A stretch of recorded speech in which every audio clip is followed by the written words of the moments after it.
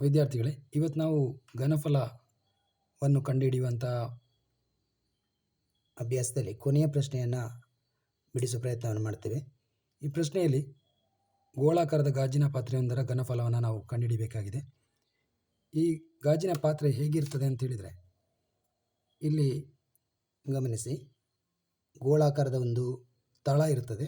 ಅದರ ಮೇಲೆ ಅದರ ಕೊರಳು ಅಥವಾ ಅದರ ಮೇಲ್ಭಾಗ ಸಿಲಿಂಡರ್ ಆಕಾರವನ್ನು ಹೊಂದಿರ್ತದೆ. ಇಂತಹ ಒಂದು ಪಾತ್ರೆಯಲ್ಲಿ ಎಷ್ಟು ನೀರನ್ನು ತುಂಬಬಹುದು ಅನ್ನುವಂತಹ ಪ್ರಶ್ನೆ ಇದಾಗಿದೆ.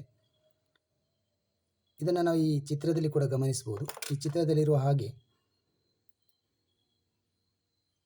ಪಾತ್ರೆಯ ತಳ ಅಂದರೆ ಗೋಳಾಕಾರದ ವ್ಯಾಸ ಕೊಟ್ಟಿದ್ದಾರೆ 8.5 ಸೆಂಟಿಮೀಟರ್. ಹಾಗಾದರ ತ್ರಿಜ್ಯ ವ್ಯಾಸದ ಅರ್ಧ ಅಂದರೆ 4.2 ಸೆಂಟಿಮೀಟರ್ ಆಗ್ತದೆ. ಹಾಗೆಯೇ ಅದರ ಮೇಲ್ಭಾಗ ಅಥವಾ ಕೊರಳು ಭಾಗ ಅಂತ ಕರಿತೇವೆ. ಸಿಲಿಂಡರ್ ಆಕಾರದಲ್ಲಿರುವಂಥ ಈ ಭಾಗದ ಎತ್ತರ 8 ಸೆಂಟಿಮೀಟರ್. H ಸಿಲಿಂಡರ್ನ ಎತ್ತರ 8 ಸೆಂಟಿಮೀಟರ್. ಹಾಗೆಯೇ ಆ ಸಿಲಿಂಡರ್ ಆಕೃತಿಯ ತಳ ಅಥವಾ ಮೇಲ್ಭಾಗದಲ್ಲಿ ವ್ಯಾಸವನ್ನು ಕೊಟ್ಟಿದ್ದಾರೆ 2 ಸೆಂಟಿಮೀಟರ್. ಹಾಗಾದರೆ ತ್ರಿಜ್ಯ R ವ್ಯಾಸದ ಅರ್ಧ 1 ಸೆಂಟಿಮೀಟರ್ ಆಗ್ತದೆ.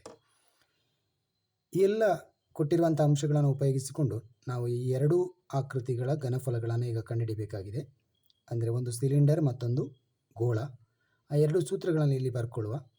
ಸಿಲಿಂಡರ್ನ ಘನಫಲ πr²h, ಗೋಳಾಕಾರದ ಘನಫಲ 4/3 πr³. ನಂತರ ಪೈ ಬೆಲೆಯನ್ನು, ಹಾಗೆಯೇ ಸಿಲಿಂಡರ್ನ ತ್ರಿಜ್ಯ, ಸಿಲಿಂಡರ್ನ ಎತ್ತರ, ಹಾಗೆಯೇ ಮತ್ತೊಮ್ಮೆ ಪೈ ಬೆಲೆ, ಹಾಗೆಯೇ ಗೋಳಾಕಾರದ ಘನಾಕೃತಿಯ ತ್ರಿಜ್ಯ, ಈ ಎಲ್ಲ ಬೆಲೆಗಳನ್ನು ಇಲ್ಲಿ ಆದೇಶಿಸಬೇಕು. ಆದೇಶಿಸಿದ ನಂತರ ನಮಗೆ ಬರುವಂಥ ಉತ್ತರಗಳನ್ನು ಗಮನಿಸುವ. ಸಿಲಿಂಡರ್ನ ಘನಫಲ 25.12, ಹಾಗೆಯೇ ಗೋಳಾಕಾರದ ಘನಫಲ 321.39. ಒಟ್ಟು ಸೇರಿಸಿಕೊಂಡಾಗ ನಮಗೆ ಬರುವಂಥ ಈ ಪಾತ್ರೆಯ ಘನಫಲ ಅಥವಾ ಅದರಲ್ಲಿ ತುಂಬಿಸಬಹುದಾದಂಥ ನೀರಿನ ಪ್ರಮಾಣ 346.5 ಘನ ಸೆಂಟಿಮೀಟರ್. ಆದರೆ ಈ ಪ್ರಶ್ನೆಯಲ್ಲಿ ಏನಾಗಿದೆ ಅಂತೇಳಿದರೆ ಉತ್ತರವನ್ನು ಮೊದಲೇ ಕೊಟ್ಟಿದ್ದಾರೆ 345 ಘನ ಸೆಂಟಿಮೀಟರ್. ಇದು ಸರಿಯಾಗಿದೆಯೇ ಇಲ್ಲವೋ ಅನ್ನುವಂಥದ್ದನ್ನು ನಾವು ಪರೀಕ್ಷಿಸಬೇಕು ಅಂತೇಳಿ ಪ್ರಶ್ನೆಯಲ್ಲಿದೆ. ಹಾಗಾಗಿ ಕೊಟ್ಟಿರುವಂಥ ಉತ್ತರ ಮತ್ತು ನಮಗೆ ಬಂದಿರುವಂಥ ಉತ್ತರ ಬೇರೆ ಬೇರೆ ಆಗಿದೆ. ಹಾಗಾಗಿ ಕೊಟ್ಟಿರುವಂತಹ ಉತ್ತರ ಸರಿಯಾಗಿಲ್ಲ.